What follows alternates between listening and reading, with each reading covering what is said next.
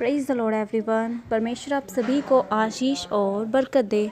मेरे प्रिय भाई और बहनों, मैं आज फिर से आप सभी के लिए एक नई वीडियो लेकर आई हूँ। इस वीडियो में आप सभी का मैं स्वागत करती हूँ। आज हम बाइबल से एक ख़ास टॉपिक के बारे में बात करेंगे। जिस तरह से हम जानते हैं कि बाइबल में बहुत सी बार अकालों का वर्णन किया गया है, तो आज हम एक एक करके उन सभी अकालों के विषय में गौर से पढ़ेंगे। हालेलुया। तो पहला जब अकाल पड़ा वो अब्राहम के समय में पड़ा। उत्पत्ति 12 अध्याय और उसका 10 वचन में इस प्रकार से लिखा है कि उस देश में अकाल पड़ा, इसलिए अब्राहम मिस्र देश को चला गया कि वहाँ परदेशी होकर रहे, क्योंकि देश में भयंकर अकाल था। हालेलुया। तो इस प्रकार से पहला जो अकाल पड़ा वो अब्राहम के समय में पड़ा। दूसरे अकाल के विषय में उत्पत्ति 26 अध्याय और पहला वचन में देखने को मिलता है, इसहाक के समय में अकाल पड़ा, उस देश में अकाल पड़ा, और यह उस पहले अकाल से अलग था जो अब्राहम के दिनों में पड़ा।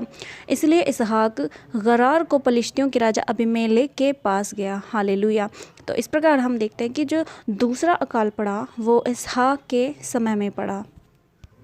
तीसरे अकाल का वर्णन हमें उत्पत्ति 41 अध्याय और 53 आयत में इस प्रकार देखने को मिलता है कि जब यूसुफ मिस्र देश में पहुंचाया गया और जब उसने फ़िरौन के स्वप्न का अर्थ बताया, तब उसे पूरे मिस्र देश पर प्रधान ठहरा दिया गया और उसने अपने देश के लिए, मिस्र के लिए सब जगह से भोजन वस्तु इकट्ठी की और परमेश्वर ने उस पर प्रकट किया कि 7 वर्ष के लिए अकाल होगा और 7 वर्ष के लिए सुकाल। इसलिए जब हम देखते हैं 53 आयत में इस प्रकार लिखा है, मिस्र देश के सुकाल के 7 वर्ष समाप्त हो चुके और यूसुफ के कहने के अनुसार 7 वर्ष के लिए अकाल आरंभ हो गया। सब देशों में अकाल पड़ने लगा, परंतु सारे मिस्र देश में अन्न था।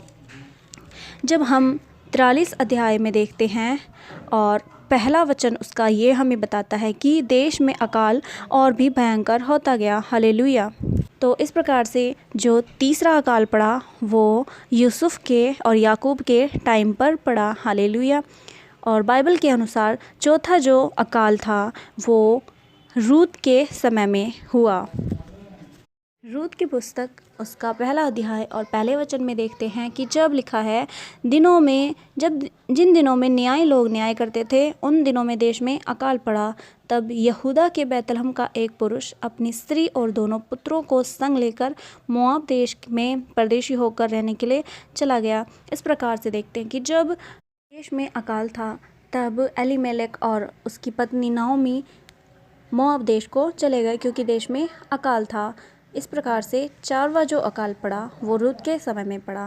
Praise the Lord. और हम 5वें अकाल की बारे में बात करेंगे। 5वां जो अकाल पड़ा वो दाऊद के समय में पड़ा।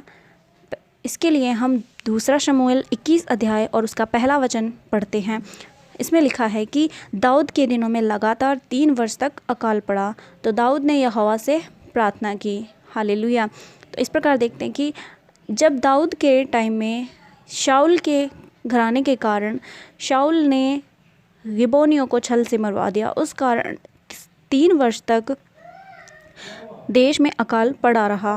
हालेलुया। तो इस प्रकार से 5वां जो अकाल हुआ वो दाऊद के समय में हुआ। अब हम देखते हैं छठा अकाल कब हुआ। तो हालेलुया। इसके लिए हम पहला राजाओं की पुस्तक 17 अध्याय और पहला वचन में पढ़ेंगे।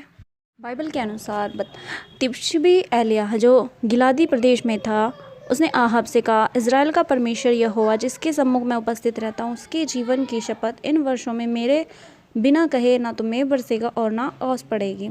और 3.5 वर्ष देश में अकाल पड़ा रहा। हालेलुया। और 7वां जो अकाल था उसके बारे में हम दूसरा राजाओं की पुस्तक और 6 अध्याय और उसका 25 वचन पढ़ते हैं।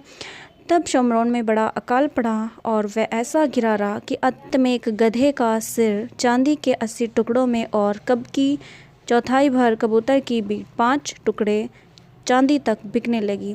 इस प्रकार हम देखते हैं कि एलीशा के समय पर भी अकाल पड़ा।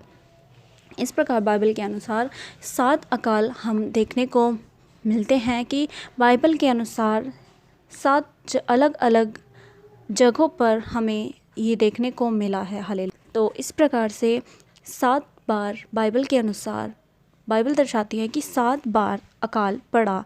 हालेलुया। परमेश्वर आप सभी को आशीष और बरकत दे।